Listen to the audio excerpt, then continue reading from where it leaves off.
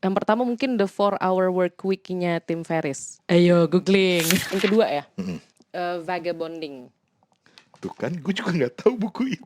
Langsung ya. Kok gue deg-degan ya nunggu buku ketiganya, karena jangan-jangan gue belum pernah baca lagi. Gue adalah The Seven Husbands of Evelyn Hugo.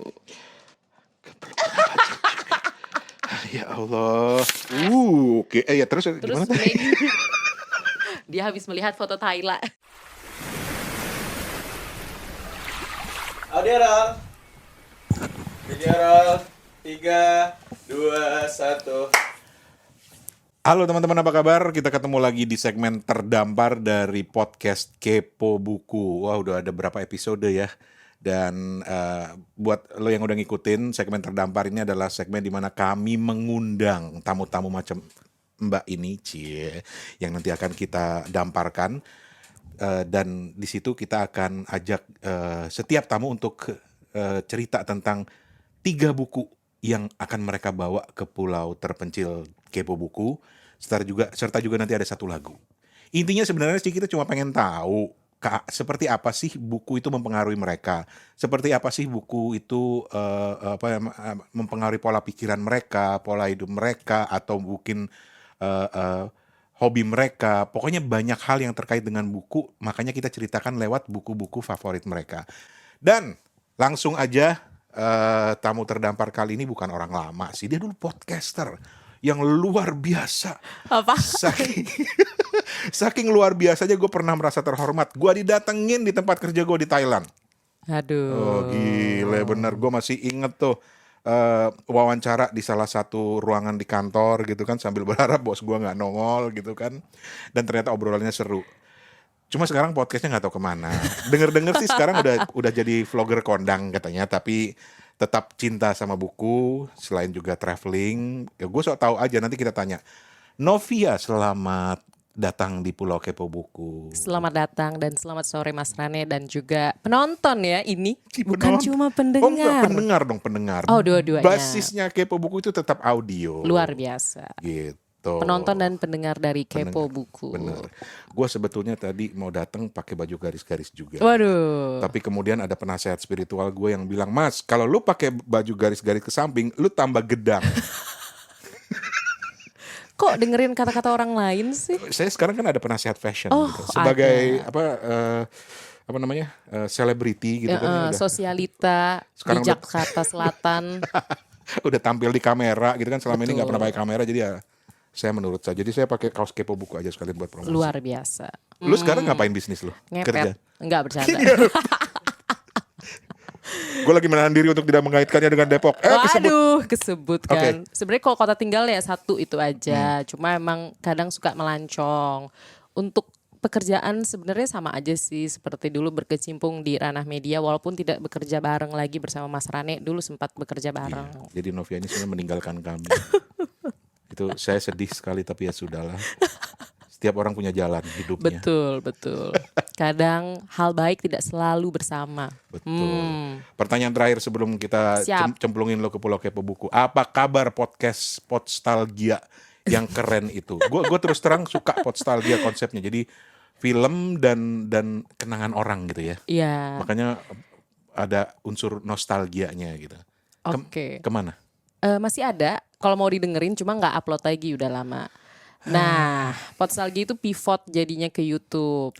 Kenapa YouTube? Karena gue pribadi, pakai gue nggak apa-apa kan ya? Nggak boleh. Ini nggak boleh. Ini podcast sopan, jadi harus ngomongnya saya. Baik. Jadi saya santai lah. berasa lagi ini di diskusi buku laut bercerita. Jadi jadi gue memutuskan untuk pindah ke video karena pengen belajar ngomong monolog tanpa diedit. Karena gue udah ngerasa, aduh butek banget, gue udah gak bisa ngomong nih sama orang lain, mana di rumah kerjanya juga sendiri. Ya kan, sama koceng-koceng liar yang suka minta makan. Oke, siap. Kita langsung aja cemplungin Novia. Udah tahu aturan mainnya ya Novia? 3 buku di Pulau Terpencil plus 1 lagu sebagai bonus gitu. Jadi terdampar. Ya Allah ya Tuhanku, joknya aja masih cringe sampai sekarang. Yang penting bukan tergampar. Bukan tergampar. Oke. Bagian pertama silakan. Yang pertama mungkin The 4-Hour Work Week-nya Tim Ferriss. Ayo googling. Baru buku pertama aja gue langsung nggak tahu loh. Tamu-tamu sebelumnya tuh gue masih bisa relate. The 4 Hour Work week. Work Week by Jadi jam kerja 4 jam seminggu. Itu intinya ya kalau yang gue tangkap Mas, jadi ngomongin tentang gimana kita kerja secara efektif dan efisien tapi juga hasilnya bisa lebih. jadi 4 jam aja. Iya itu sebenarnya berlebihan aja sih, namanya orang jualan buku kadang tuh judulnya berlebihan aja. Kayak ada buku I Will Teach You to Be Rich, kayak gue akan ngajarin lo biar jadi kaya, itu kan kayak apaan sih ngejual ini banget, geli deh. Itu in your face gitu. Tapi sebenarnya isinya sih oke-oke aja. The 4 Hour Work Week, Betul. escape the 9 to 5 life anywhere and join the new rich. Kan geli banget join the new rich apa lagi. Ya Tapi kan? lu baca? Tapi baca dan ternyata itu cukup mengubah hidup saya, persepsi. Oke, cerita dulu tentang bukunya deh. Jadi- Baru nanti bagaimana mengubah hidup lu. Simple ya, walaupun ini sebenarnya mungkin nggak terlalu praktikal untuk di Pulau Terdampar, tapi masih agak ada kaitannya karena cover bukunya tuh orang lagi nyantai di pohon kelapa. Pakai hemok gitu. Betul, Ya. masih nyambung kan sama Terdampar yang beneran. Betul. Nanti ada di sini gambar bukunya ya. Nah harus itu harus. Kenapa gue, Tutupin muka gue. kenapa gue suka Oke. buku ini dan langsung terlintas ketika ditanya? Karena dulu gue kan awalnya kerja di kantor, terus kayak di kantornya tuh yang 9 to 5 setiap hari. Oh, Mbak-mbak SCBD gitu Mbak lah ya. betul, literally Mbak SCBD dulu. Oke. Terus baru keluar ketika ada masalah di kantor. Masalah apa gue jadi? Jadi kepo. Agak gini, jadi saya sudah bekerja tapi tidak bisa ada kompensasi, kurang lebih begitu. Lu kerja gak digaji maksudnya?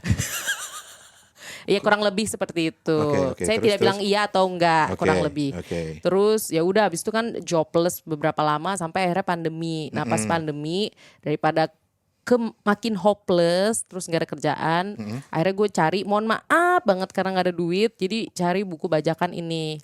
The 4 Hour Work Week jujur. Tapi akhirnya pas udah bekerja lagi bisa punya buku ini sebenarnya malah ke teman, beliin dong buku ini gitu. Oke. And then, Terus apa sih yang ingin disampaikan lewat buku? Kalau gini loh, kita tuh banyak ngejudge book by its cover kan ya. Betul. Begitu ngeliat gini, oh ini berarti kayaknya nih ngajarin bagaimana dalam pekerjaan tuh cukup 4 jam aja. Karena kata orang kan ketika 70% waktu lu habis di pekerjaan berarti lu nggak punya hidup. Mungkin gitu nggak sih? Enggak ya? Tapi gue pribadi bukan masalah itu, karena gue percaya kalau hidup sama kerja itu harus diintegrasi sih. Masya Allah. Masya Allah Robbi, Masya Allah, tabarakallah. Keren banget. Tapi kalau di sini ini menurut gue agak hoax ya untuk judulnya, karena sebenarnya Tim Ferriss ini dia bekerja keras dulu kok awalnya. Oke. Dia bekerja keras dalam menjual suplemen untuk Oke. kesehatan. Oke. Terus kan nggak mungkin dong orang nggak bekerja keras untuk jualan terus dapat duit banyak.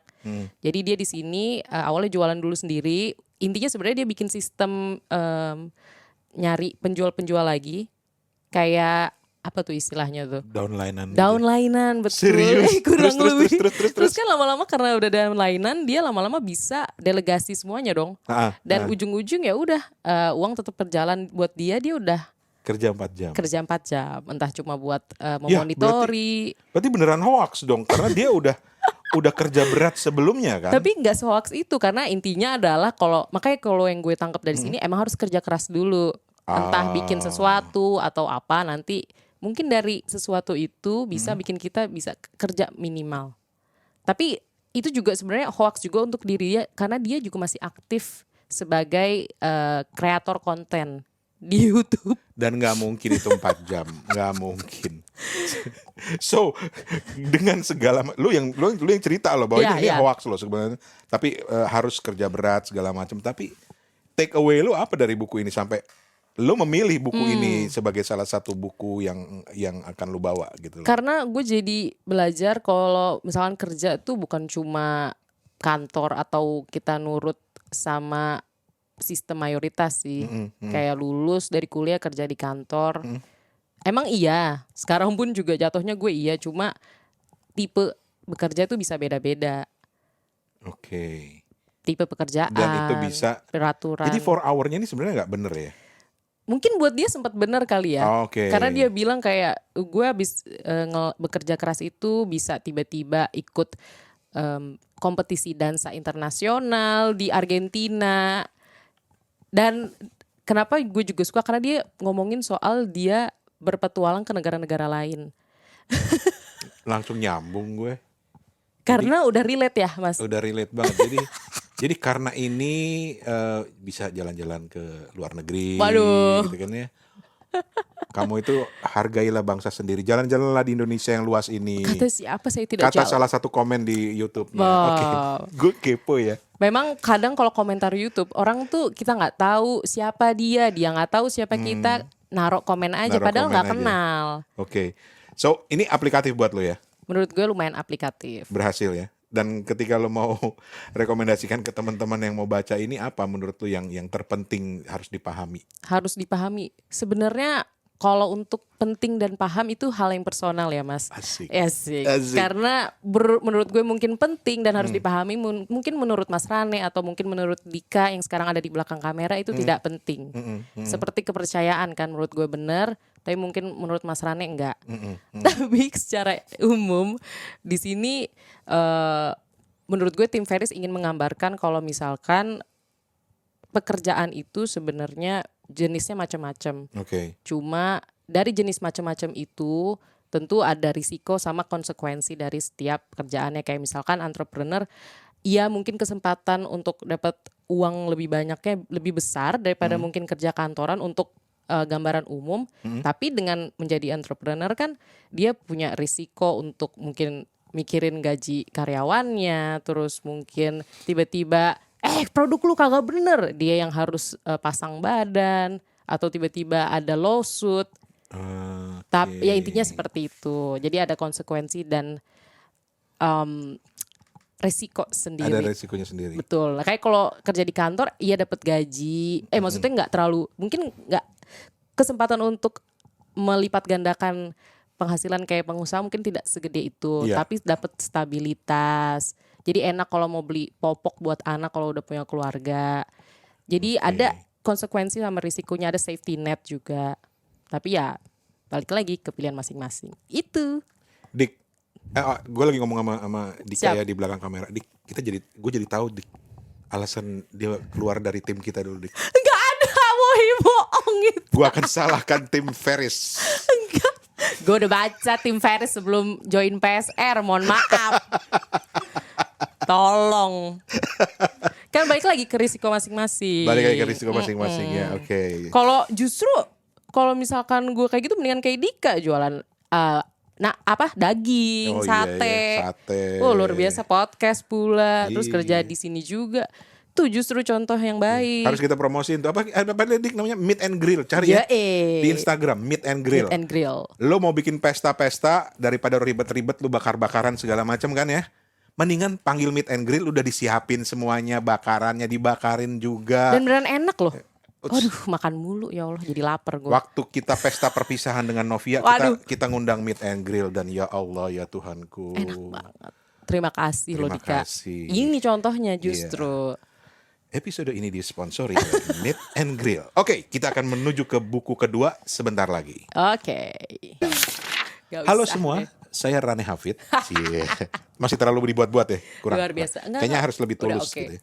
Halo semua, saya Rane Hafid dan kita ada di segmen terdampar dari podcast Kepo Buku yang kali ini mendamparkan tamu saya, teman saya juga, salah satu panutan saya juga, namanya Novia. Gue tuh sampai lupa nama asli lu, Nov. Ya Allah, keren loh pakai saya, berasa di TVRI. Asik. Novia Kelana. Ih, geli banget, udah Novia aja. Oke, Novia aja. Lah dia sendiri bikin nama media sosialnya begitu. Aduh. Oke. Apa nih? Gue sebelum nanya ke buku berikutnya, gue mau tanya sebenarnya lu tuh seorang avid reader nggak sih? Avid tuh coba boleh diperjelas. Seorang pembaca. Gue lupa ya dia translator soalnya, jadi harus jelas bahasanya. Enggak, malah blow on berarti. Banyak Lu nanya. tuh seorang pembaca yang bener-bener apa? Gila gitu loh. Pokoknya dalam satu hari lu harus ada membaca gitu nggak sih? gue nggak tahu ini menjawab apa enggak Mas, tapi gue setidaknya mencoba untuk baca setidaknya 1 lembar sehari. Itu Minder. Evid gak? Minder gue langsung. Evid gak? Enggak sih, bukan 1 lembar, 1 halaman doang, sorry. Satu halaman sehari. Gokil. Dia bisa loh. Lu bisa menyempatkan. Gue tuh nggak bisa baca buku yang dipirit gitu loh. Dipirit. Iya, Ngerti nggak lo iya, dipirit? iya. Maksudnya Dicicil-cicil. kayak gue sekarang kan lagi baca salah satu buku self help. Gue diketawain lagi. Udah bodo amat. Loh, ini kan buku self help juga Ya ini gua. self help juga ya. Tapi gue lagi baca salah satu buku gitu ya, dan gue nggak bisa tuh baca 1-2 halaman gitu loh. Padahal kan gue sibuk, kan lumayan sibuk. Jadi gue harus minimal 1 bab gitu loh. Gue nggak bisa 1 halaman. Kalau boleh tahu judulnya apa? Ya Allah ya Tuhanku, kenapa? Oh, How to Win Friends. no. Teman-teman pendengar Kepo Buku udah tahu betapa gue sangat tidak suka dengan Buku itu. buku itu. Kenapa ya kalau boleh tahu ya Mas, jujur. Kita tanya balik. Lu kenapa jadi malah Ngajak interview terdampar gue? bareng lah. Ini Nggak sebuah mau, taktik. gue nggak bisa. Nggak. Sebenarnya gue nggak suka buku itu, lebih kepada pengalaman di masa lalu lah. Ketika gue sempat dipaksa untuk membaca itu. Personal. Oke, lanjut. Adam Grant, Originals, How Non-Conformists Move the World. Oh, oke. Terus suka? Suka. Karena Adam Grant emang penulis yang oke sih. Oke banget. Dan original ini kan sebenarnya menceritakan bagaimana sebenarnya it's okay to be different gitu loh. It's okay nggak ikut arus gitu. It's okay nggak niru-niru yang sukses mana untuk viral segala macam. It's okay. Jadi diri sendiri, dan dia memberikan contoh-contoh dari banyak orang gitu. Itu menarik banget. Dan kenapa gue jadi yang cerita buku gue? Karena siap mendengarkan. Ada tamu sebetulnya. Oh gitu. Oke, jadi gitu ya, 1 halaman sehari ya. Iya, karena apalagi jujur nggak sedikit yang gue baca adalah buku non fiksi. Mungkin kebalikan yang Mas Rane, baca non fiksi harus 1 bab. Tapi kalau gue justru karena non fiksi, jadi 1 halaman pun nggak apa-apa. Dan biasanya kenapa gue 1 halaman doang? Karena dari 1 halaman biasanya gue jadi kepo, akhirnya baca lagi. Jadi sebenarnya nggak 1 halaman juga ya. Enggak. Ada kemungkinan lu bisa Ada nambah. kemungkinan. Asal mulai dulu kayak lari kan kayak lari deh bentar 500 meter terus kayak nanggung lama-lama 5 kilo. Oke. Jadi lebih ke situ Lu aja rekor sih. lu pernah nggak ngabisin buku dalam sekali duduk baca? Oh pernah. Buku, ntar deh ditanyain deh. Oke. Temanya beda soalnya. Oke. Buku kedua yang akan lu bawa atau selamatkan kalau lu kita damparkan di sebuah pulau terpencil. Yang kedua ya, Vagabonding. Tuh kan, gue juga nggak tahu buku itu. Nah, buku Vagabonding ini trivianya gue tahu dari buku The 4-Hour Workweek Tim Ferriss. Jadi referral ya, Bo. Vagabonding. Iya, oleh Rolf Potts. Ini judul agak panjang, makanya gue ada contekan juga. Oke. Vagabonding, an Uncommon Guide to the Art of Long-Term World Travel. Jadi intinya bisa diterjemahkan seperti panduan untuk menjalankan jalan-jalan di waktu yang panjang. Tapi lu melupakan satu kata di situ. Apa tuh? The art. Oh iya, ada artnya. Itu penting. Seninya gitu loh. Betul. Seninya jalan-jalan. Intinya itu. Vagabonding. Langsung dong, ceritain dong. Buku ini tentang apa? Kalau di awal-awal emang ngeceritain tentang bagaimana si penulis Bapak Rolf Potts ini dia pergi jalan-jalan keliling dunia dengan gaya agak backpacking. Agak. Oke. Iya, jadi emang mayoritas kayak di hostel, kayak oke. entah couch surfing, entah mungkin nginep di mana, kayak bukan yang nyaman lah. Oke. Tapi dia justru senang dan menjalankannya ke berbagai negara di Asia, Afrika, Amerika. Kayaknya semuanya deh, semua benua udah dia telusuri. Ini kayak semacam memoir sih, bukan ya? Agak memoir tapi dia masih menyelipkan tips-tips. Sesimpel kayak kalau jalan-jalan nggak usah terlalu mikirin itinerary, karena dari suatu negara tuh sebenarnya kalau ada itinerary malah mengecilkan negara tersebut atau kota tersebut. Oke. Jadi tidak terlalu menikmati kayak gitu misalkan salah satunya. Oke. Apa yang membuat lu tertarik pindah ke buku ini? Kan lu nemunya dari Tim Ferriss kan? Kenapa? Karena ini ngomongin soal seni jalan-jalan. There you go, nyambung. Jadi lu nggak boleh menolak kalau gue bilang lu sekarang udah jadi traveler. Waduh. Dan pas terdampar kan boring ya, Bo. Iya sih. Terdampar di pulau. Jadi dengan adanya buku itu nanti kita jadi secara nggak langsung implementasikan seni jalan-jalan tersebut di pulau terpencil itu. Jadi entah nanti kita lama-lama bisa ngeliat, wah kelapanya asik juga ya di hari pertama. Terus nanti di hari kedua tiba-tiba kita ngeliat, wah bintangnya jadi bagus. Jadi ngasih inspirasi juga kan kalau kita di pulau misalkan. Oke. Gue benar-benar tertarik dari kata artnya itu gitu loh. Bahwa ya buat gue ketika seorang sudah memandang sesuatu itu sebagai sebuah seni itu dia menikmati banget, dia enjoy banget gitu. Nah lu sendiri apa yang buat lu menarik dari bukunya si Rolf Potts ini? Menurut gue kenapa menarik karena cocok sama gaya jalan-jalan gue. Karena gue kalau jalan-jalan nggak terlalu terpatri sama landmarks atau yang cagar budaya atau kayak museum-museum yang dituju sih. Jadi terserah gue aja. Kayak misalkan kan kalau orang ke Jepang dia kayak ngeliat nih gue harus makan di tempat ini karena tempat ini rame, atau enggak gue justru kayak gue lapar gue cek yang paling murah atau cocok gue beli. Gue nggak tahu itu direkomendasiin atau enggak. Bukan yang harus hai guys aku lagi ada di Eiffel Tower gitu ya. Enggak ya? Enggak, jujur malah kan pernah ke Perancis juga, belum pernah ke Eiffel Tower. Paling ngeliat dari jauh doang. Lu belum pernah ke Eiffel Tower? Paling ngelewatin doang, tapi nggak pernah turun. Iya, maksudnya enggak. Karena balik lagi kan pas itu gue cuma sendiri dan gue mikirnya gini, gue cuma jalan sendiri. Sebenarnya gue nggak mau banget ke Eiffel Tower. Ntar aja deh kalau bareng teman atau keluarga. Oke. Itu. Nanti begitu bareng-bareng di bawah Ikut Eiffel, deh. di bawah Eiffel Tower, Novia langsung, kalian ingin seperti kami? Kami bisa sampai di Paris gitu. Ini Makanya biasanya kayak gini leader MLM. makanya Udah pernah berarti. kan banyak tuh kayak gitu pakai jaket seragam. Alah jadi nyela orang. Maaf bercanda. Enggak, justru senang berarti tahu Mas Rani mungkin pernah punya pengalaman ditarik. Kalau mau Atau ngomong pengalaman MLM aja gue pernah ikut. Gue pernah ikut kumpul di sebuah gedung gitu ya, bergandengan tangan dan kami Luar menyanyikan lagu Mars MLM kami supaya lebih bersemangat dan Iya, menyemangati iya, downline kami gitu. Walaupun malam, selamat pagi. Semangat.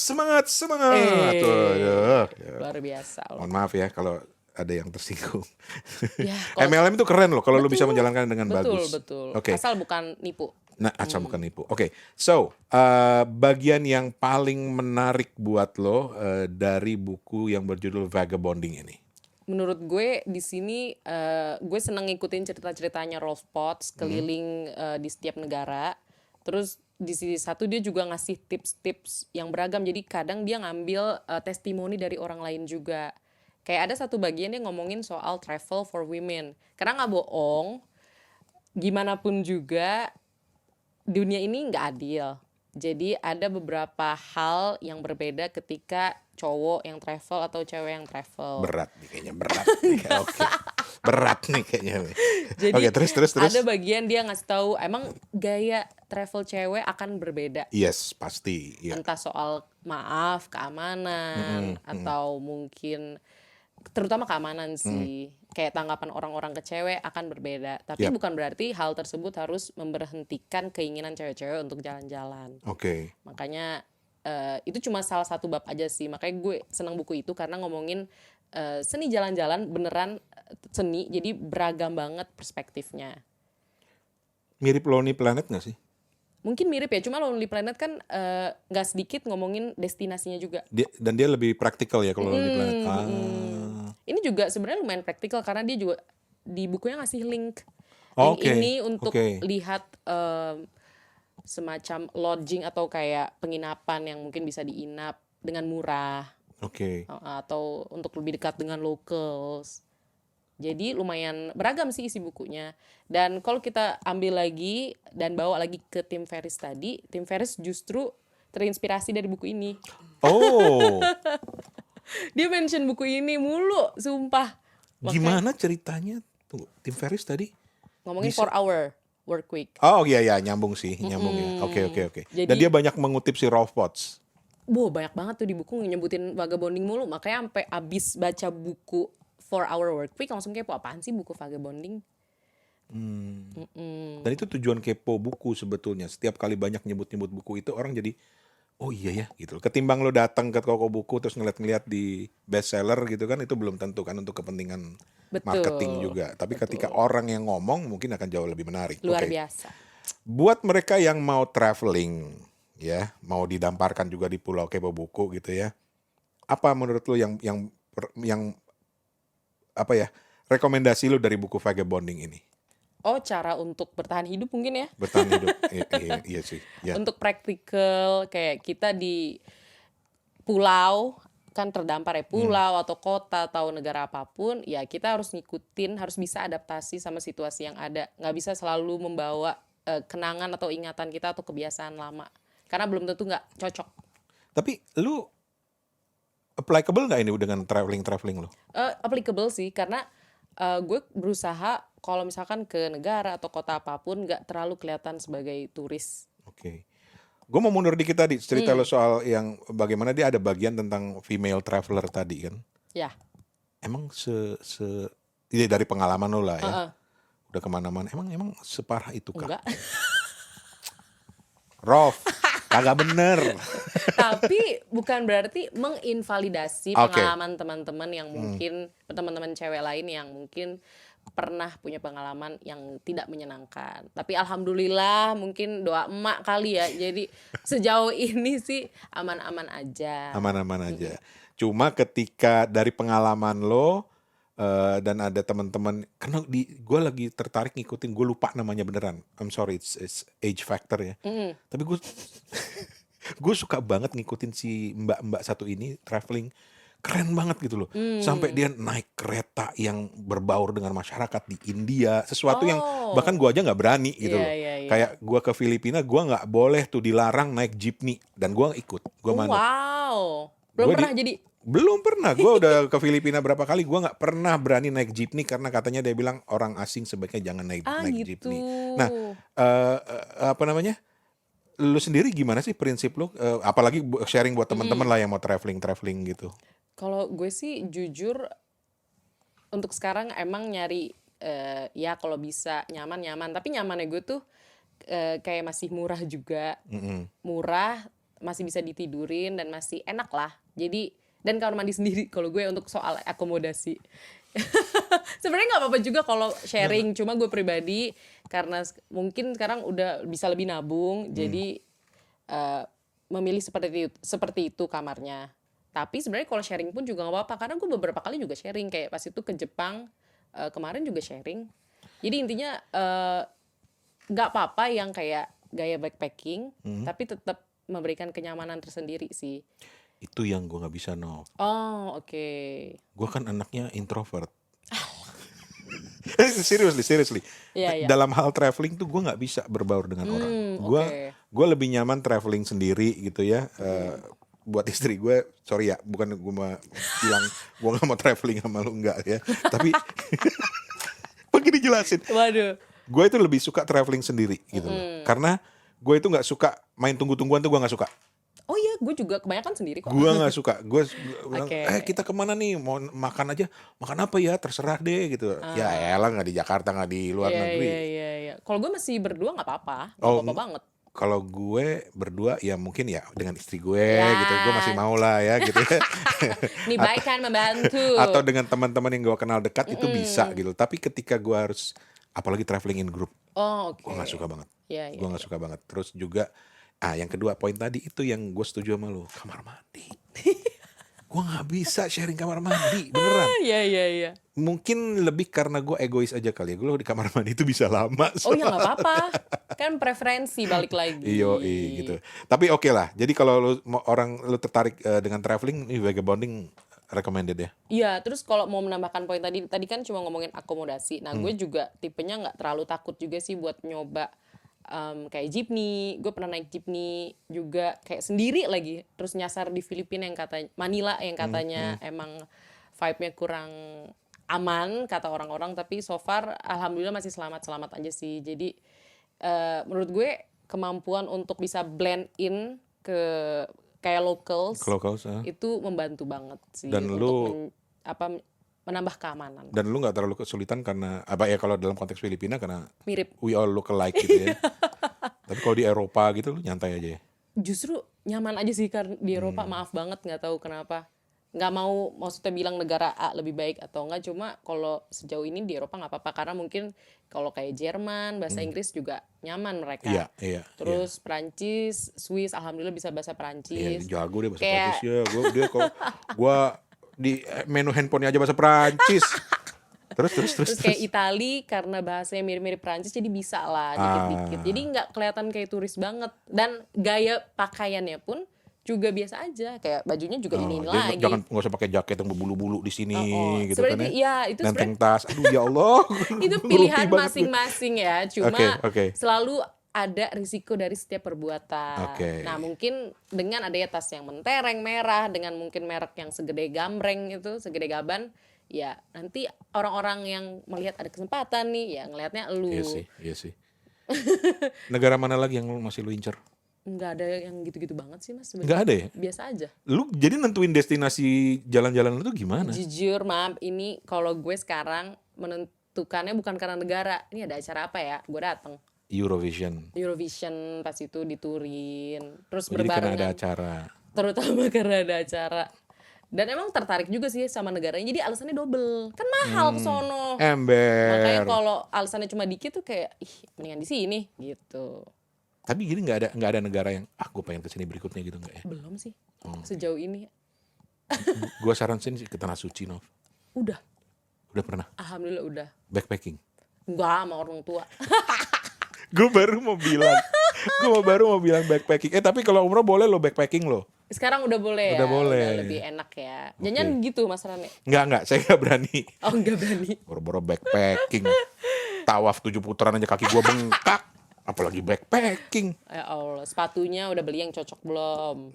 Belum. Nah itu Brooksnya Kagak gimana? boleh Oh, pakai nggak boleh ya? pakai sepatu lo lagi tawaf. Sepatu Brooks lagi. Tapi oke. Kirain. Itu buku yang kedua. Oke. Kita nyemplung ke buku yang ketiga. Langsung ya. Kok gue jawab. deg-degan ya nunggu buku ketiganya ya? Karena jangan-jangan gue belum pernah baca lagi nih. Jadi kayaknya ini udah pernah dengar, tapi bukan Laut Bercerita, maaf. Yang yang dua pertama mungkin non fiksi, tapi Oke. kali ini fiksi. Alhamdulillah Dan ini fiksi. dibaca sekaligus menjawab pertanyaan Mas Rane, buku apa yang dibaca sekali duduk langsung selesai. Ini juga menjawab itu. Jadi bukunya adalah The Seven Husbands of Evelyn Hugo. Ya Allah. Berarti gue belum the seventh. The Seven Husbands. Itu langsung keluar. The Seven Husband of Evelyn Yaitu Hugo. suami Evelyn Hugo. Ini ini ya Lumayan baru sih emang menyarankan bukunya. ini ya poliamori. Oh enggak. Oke, lanjut. The Seven Husbands of Evelyn Hugo dari Taylor Jenkins Right. Reid. Nah, Shoot. ini kenapa gue suka? Karena dari judulnya aja emang udah menarik. Kenapa ada 7 suami cuy? Apa emang banyak banget selirnya atau gimana? Tapi emang ternyata dari setiap suami dia punya perjalanan yang berbeda juga. Kayak dia tuh awalnya Evelyn Hugo ini itu keturunan Hispanik di Oke. Amerika Serikat. Ini fiksi ya? Fiksi. Oke. Tapi pas gue baca, wah ini seru banget sih. Dramatis tapi nggak yang melodramatis banget, Oke. yang nggak over the top.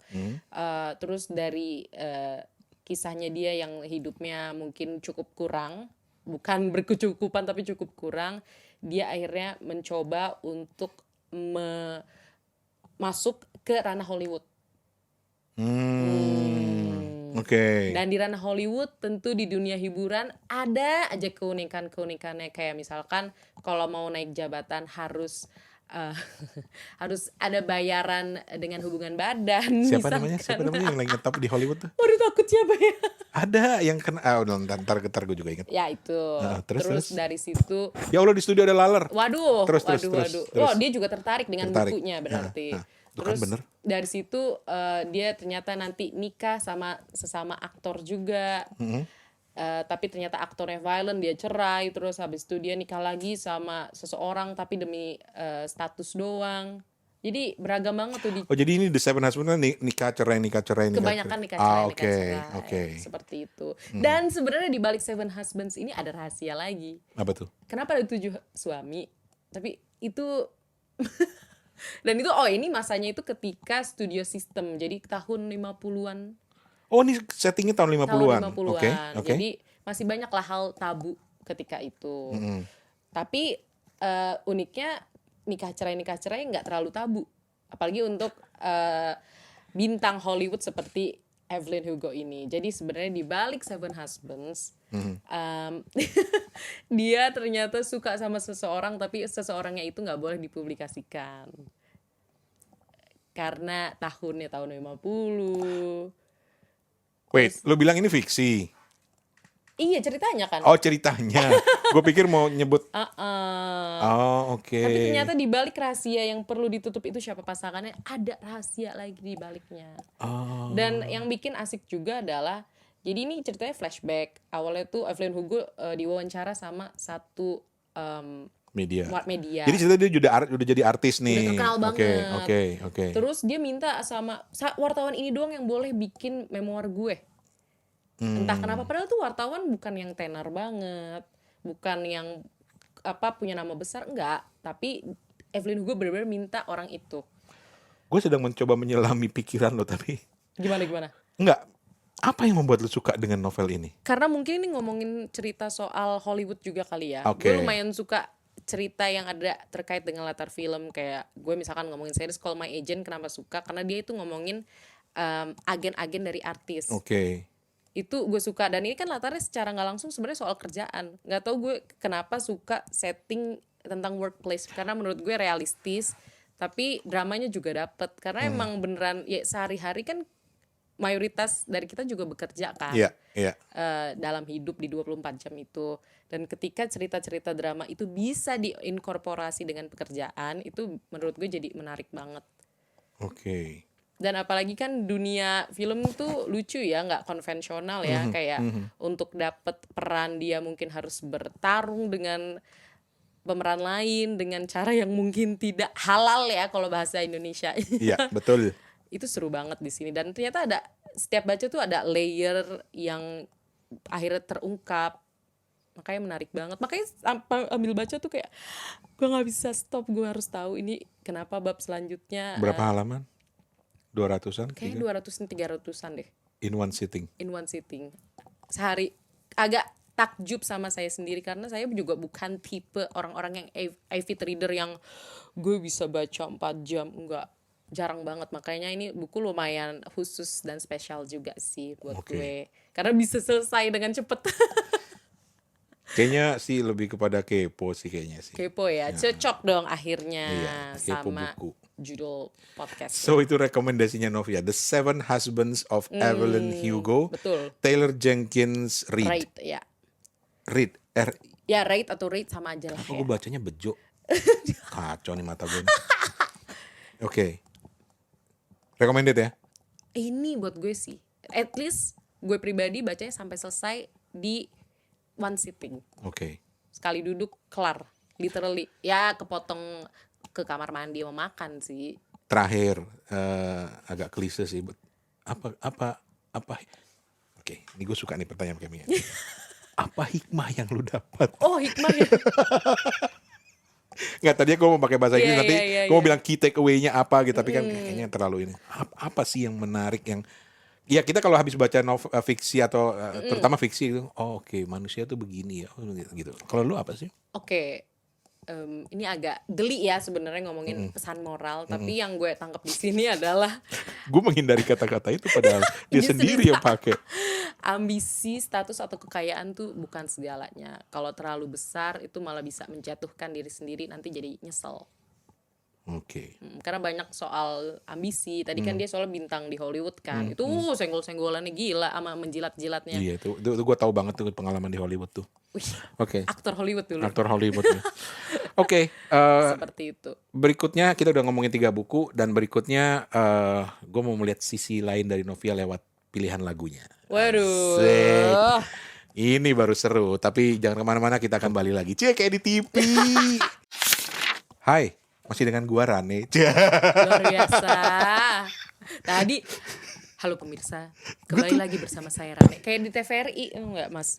Gue tadi cerita sama Novia, gue tuh orangnya latahan, Nov. Oh. Gue ngelihat gaya vlog lu tuh gue jadi, apa gue begini aja gayanya gitu ya. Tapi Jadi kalau Mas nggak Rane merasa nyaman itu ya silakan. nggak, karena gue ngelihatnya lu nyaman banget gitu loh. Sesimpel itu Kayaknya doang sih. nyantai banget gitu loh. Ketimbang misalnya, halo apa kabar, kita ketemu lagi di acara gitu. Tapi lu tuh ngomongnya tuh nyantai banget. Hai, aku Novia, hari ini aku mau cerita pengalaman aku jalan-jalan ke Ngakak Malaysia. banget. Ada apa sih dengan posting Malaysia lo itu? Gak tahu ya, padahal cuma emang beberapa kali kayak, iya, aduh seneng banget buku di Kuala Lumpur lebih murah daripada di Jakarta, suka mahal. Terus kayak ngomong, iya enak banget supir di Malaysia lebih diem daripada di Indonesia. Kadang nanya-nanya pertanyaan personal, gue nggak suka. Intinya sebenarnya kayak gitu doang, kan biasa karena tinggalnya di deket Jakarta, wajar dong. Ada Dan- komen-komen sedikit. Dan terus tiba ini kita lagi ngobrolin salah satu episode vlognya Novia. Terus gue perhatiin di situ jadi ada terpecah dua macam. Satu yang apa namanya, yang apaan sini isi gitu. Ini pasti ketahuan nih orang ini pasti introvert nih gitu kayak gitu. Iya. Ngomongnya di kamar doang gitu kan. Tapi ada Nggak juga salah. Bener. tapi ada juga yang bilang Cik Novia, terima kasih sudah main ke Malaysia gitu ya. Sumpah sekarang tapi viewersnya 79% dari Malaysia. Dari Malaysia. Kaget loh kayak. Dan dia juga jadinya nonton video-video yang lain yang pakai bahasa Indonesia. There you go. Gak pernah tahu emang. Di bagian terakhir dari terdampar ini sedikit gue cerita ya, walaupun gue sering cerita ini di podcast Kepo Buku, tapi Kepo Buku itu terdampar itu terinspirasi dari sebuah acara radio dan juga podcast, sekarang udah jadi podcast yang terlama di dunia, sudah 80 tahun. Saya yang jawab Desert Island. Yes, Dari Desert Island BBC. Disc. Dari BBC Radio 4. Wah. 4 kan ya, bukan 3. Oke. Itu. Jadi udah lama gue pengen bikin sesuatu yang terinspirasi dari itu, sampai akhirnya Kepo Buku. Oh, Kepo Buku. Karena Desert Island Disc itu kan lagu kan ya. Iya. Kalau di Kepo Buku itu lebih kepada pilihan buku. Iya, Nah, iya. tapi sebagai tribute penghormatan kepada Desert Island Disc, kepada Suloli dan teman-temannya, gue memutuskan untuk nyelipin satu lagu Asik. gitu. Dan itu menarik loh, kalau karena kita bisa melihat apa ya, jiwa seseorang atau apa namanya, perilaku seseorang itu dari pilihan lagunya. Kadang-kadang gue suka sok merasa seperti itu. So, lagu apa? Lu boleh bawa satu lagu atau bawa satu album tapi oleh penyanyi yang sama. Oh oke. Jadi bukan satu lagu kompilasi, itu curang namanya. So, lagu apakah itu? Gak boleh kompilasi lagu 80-an gitu ya. Dia ngomongnya gitu, kompilasi. Kalau gue akan bawa kompilasi LCLR. Apaan tuh? Nggak tahu kan lo? Aduh, ya Lomba Allah, Cipta Lagu Remaja. Waduh. Zaman Orba pasti. Penyanyi ngetop sekarang itu lahir dari LCLR. Wah keren ya. Kadang Gitu. ngiri sih sama zaman dulu tuh Nah, banyak itu dia. kompetisi kayak gitu. Keren. Sekarang mungkin ada tapi bentuknya di akademi. Dan agak kurang sih kalau buat gue sih. Balik ke preferensi Iya, ya. balik. Iya sih. Ya, oh iya ya, gue sedang bicara dengan orang penggemar Eurovision. Oke. Waduh. Sorry. Lanjut. So, lagu apa, Nov?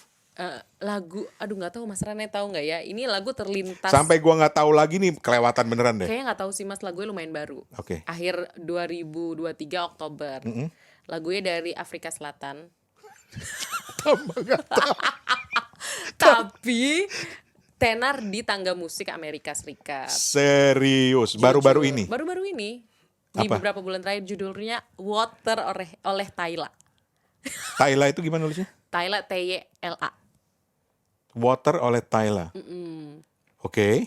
Kenapa pilih itu? Karena satu emang itu lagu baru, tapi gue dengerin terus dari pertama kali gue denger. Lu kenal lagu itu dari? Dari orang iklan, terus kayak pakai nada lagu itu, dan emang TikTok juga kayaknya lumayan banyak pakai lagu itu. Tapi cuma tahu refnya doang. Nah biasanya ini buat gue ya, lagu-lagu di TikTok tuh kadang cuma potongannya doang yang enak. Iya, Padahal keseluruhan lagu iya. biasa aja. Iya. Tapi kalau buat gue dari lagu ini, dari potongannya, terus gue suka satu lagu, jadi suka sama mini albumnya dia. Oke. Warna musiknya, ya masalahnya kita nggak bisa puter ya karena kena strike di YouTube ya. Iya, ini warna musiknya lumayan dance yang agak gaya Afrika juga. Oh, oke. Kalau nadanya tuh yang make me sweat, make me hard. By the way, Novia ini dulu pernah juga bereksperimen dengan nyanyi pakai Alah. -1. di kanal Instagram. Jadi kalau lu diizinkan masuk ke Instagramnya yang di lock itu, Ya Allah. lu akan menemukan harta karun teman-teman. Geli banget gue. Terus. Nah, terus Oke, Tyla namanya ya. Selain karena emang lagunya catchy, liriknya simple banget. Orang make me sweat, bikin aku keringat. Make me hotter, bikin aku lebih panas. Oke. Ya terus Terus gimana? dia habis melihat foto Tyla. Jadi Gue langsung -2. terus video klipnya juga seru banget. Oh, Kayak oke. ini baru 100 juta orang yang nonton, itu keren banget sih. Untuk dia tuh lumayan loh baru di ranah musik ini. Emang dia sebenarnya pernah ngerilis beberapa lagu, tapi emang yang paling hit sekarang Water ini. Bahasa Inggris. Bahasa Inggris. Oh ya, Afrika Selatan ya. Tapi Tyla ini selain karena lagunya, gue juga lumayan seneng sama sosoknya karena dia masih membawa ciri-ciri khas dari Afrika Selatan, Keafrikaannya. Jadi dari dance-nya tuh banyak joget yang ala Afrika. Karena kan kadang kita taunya cuma African American, jadi lebih ke udah asimilasi Amerika banget. Nah ini dia masih banyak citra Afrika Selatannya. Terus video klipnya tuh kayak di pinggir pantai, jadi cocok kan sama Terdampar di Pulau. Oh iya, cocok banget ya. Aduh, sayangnya nggak boleh diputer nih. Lagi party lagi di video klipnya. Kalau di Spotify bisa gue gabungin, tapi oke lah. Teman-teman cari aja ya, Water by Tyla. Tyla, Mungkin yang Tyla. seumuran atau lebih muda sih udah tahu ya. Iya. Tyla ini umurnya berapa? Gue jadi inget. Masih muda dia. Masih muda banget ya? Lebih muda daripada gua, Mas, jujur. Oke. Nah, Secara umum selera musik lo tuh kayak apa sih? kalau gue lihat tadi gue iseng aja ngelihat Di Spotify. yang lagi on repeat. Yang pertama tuh Tyla. Bawahnya tuh kalau nggak salah ada juga lagu Agnes Monica yang indah, tau nggak Mas? Seindahnya. Oke. Yang sejenis itu, jadi agak-agak dance, agak-agak ribut, kebanyakan kayak gitu di on repeat.